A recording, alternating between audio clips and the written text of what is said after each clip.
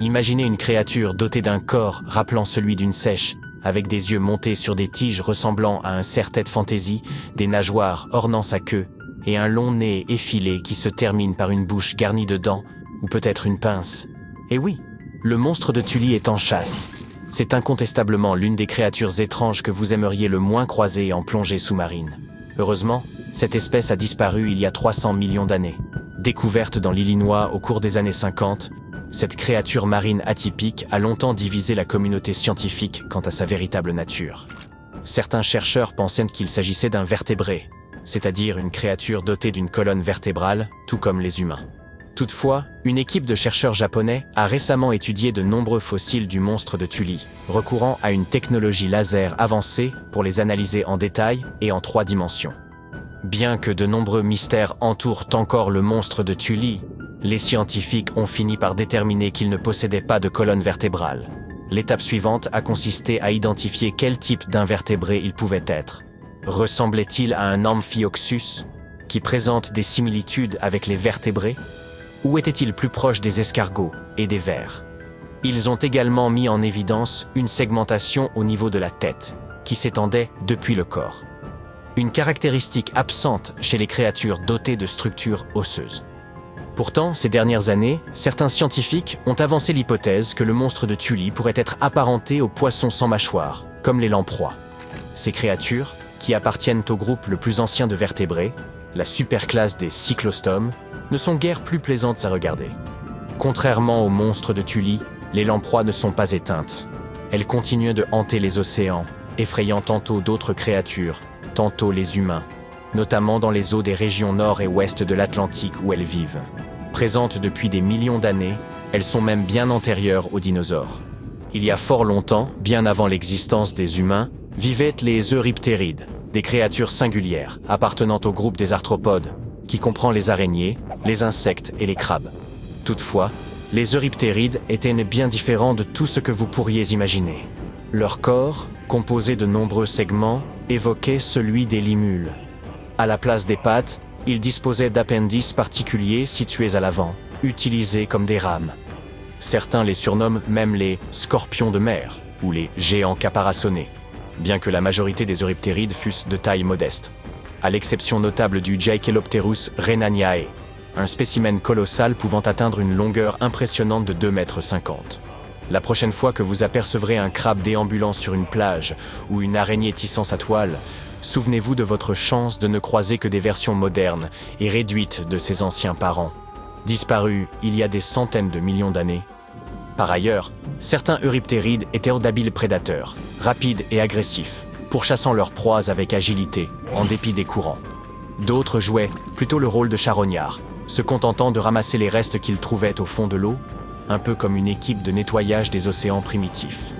Ces créatures singulières appréciaient particulièrement les environnements d'eau saumâtre, une eau dont la salinité se situe entre celle de l'eau douce et celle de l'eau de mer. Imaginez que vous flottiez tranquillement dans l'eau et que soudain, vous tombiez nez à nez avec cette créature. Non, ce n'est pas un étrange petit vaisseau spatial. Vous ne la croiserez pas non plus dans l'espace, même si son allure, semblable à ces créatures extraterrestres que l'on voit dans les films de science-fiction, pourrait s'y prêter. En réalité, vous la verriez flotter dans la mer. Il s'agit d'un animal minuscule, mais doté d'énormes yeux, nommé Dolocaris. Ces globes oculaires représentaient à eux seuls environ un quart de la longueur totale de son corps. Cet aspect presque extraterrestre le fait ressembler à une créature vivant dans les océans souterrains de mondes comme Europe, une lune de Jupiter, ou Titan, la plus grande lune de Saturne. On pourrait même imaginer des êtres semblables à Dolocaris nous réserver un accueil chaleureux lorsque nous poserons un jour le pied sur Mars. Dolocaris possédait une vue remarquable. Toujours en alerte, il surveillait le moindre mouvement autour de lui. Dès qu'il repérait une activité, il projetait sans hésitation ses appendices hérissés de pointe vers l'avant. Bien qu'ils ressemblent à des outils de serrurier au premier regard, ces appendices lui servaient en fait à capturer de petits arthropodes. Ce qui est étonnant, c'est que malgré son excellente vision, Dolocaris passait l'essentiel de son temps à chasser des proies dans des eaux claires et peu profondes. Pourtant, les fossiles retrouvés par les scientifiques se situent dans des couches rocheuses habituellement associées à des habitats sombres, semblables à ceux où vivent aujourd'hui des espèces comme les crinoïdes des abysses ou les calamars vampires. Cela semble paradoxal, mais une hypothèse propose que ces créatures des grands fonds vivaient jadis dans des eaux peu profondes, avant que les changements géographiques de la Terre ne les conduisent vers les profondeurs. L'origine exacte de Dolocaris reste un mystère. Il pourrait appartenir au groupe des arthropodes, un réservoir fascinant de créatures étranges. Certains pensent qu'il pourrait avoir un lien de parenté avec les crevettes mantes, tandis que d'autres le comparent à des crustacés aveugles et vermiformes, habitant les sombres cavernes sous-marines. Regardez maintenant ce ver gigantesque enfoui sous le sable des fonds marins, attendant patiemment qu'une proie passe à sa portée. Ces créatures anciennes étaient des chasseresses redoutables, parfaitement camouflées dans leurs tanières sablonneuses. Aujourd'hui, 20 millions d'années plus tard, les scientifiques ont mis au jour les traces de leurs repères secrets. Le terrier découvert, en forme de lettre L, a été retrouvé dans d'anciens sédiments au large des côtes de Taïwan. Il mesurait environ 2 mètres de long, mais n'excédait pas 3 cm de diamètre. C'est dans ces abris que vivaient les ancêtres des actuels vers eunis-aphroditois. Ces créatures ont traversé les âges et peuvent mesurer d'à peine quelques centimètres jusqu'à atteindre une longueur impressionnante de 3 mètres. Une créature plutôt étrange régnait sur les cieux nord-américains à la fin de l'ère des dinosaures. Connue sous le nom de Quetzalcoatlus, elle survolait des espèces emblématiques comme le tyrannosaure et le tricératops, affirmant son statut de souverain absolu du ciel. Ce géant ailé appartenait à un groupe de reptiles volants appelés ptérosaures, qui figurent parmi les plus imposants animaux volants jamais identifiés. Imaginez un Quetzalcoatlus aussi grand qu'une girafe. Ces créatures extraordinaires arboraient de longs cous, de petits corps, des pattes élancées et des ailes qui, bien que massives, semblaient courtes au regard de leur taille. Les spécimens les plus imposants détiennent le record de plus grandes créatures volantes de l'histoire. Leurs crânes, allongés et effilés, étaient parfois ornés de petites crêtes situées à l'arrière de la tête.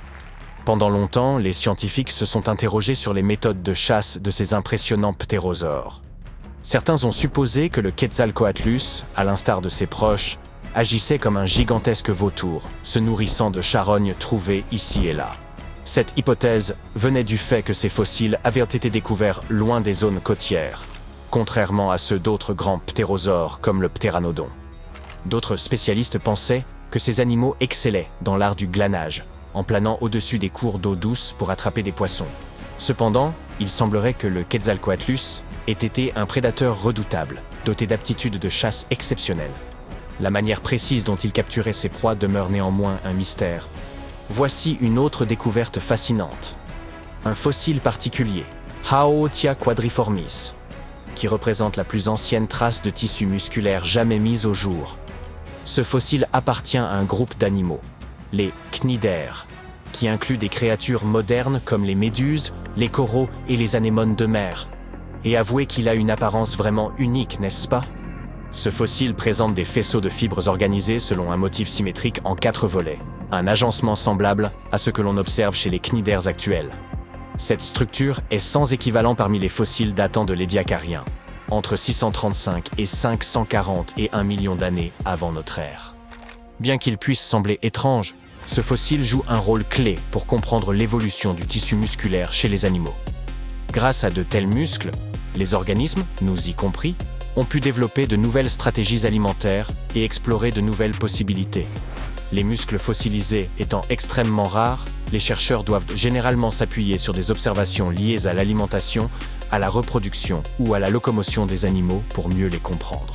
Ce fossile extraordinaire suggère que l'apparition des animaux pourrait remonter à une époque encore plus ancienne que ce que l'on croyait jusqu'à présent.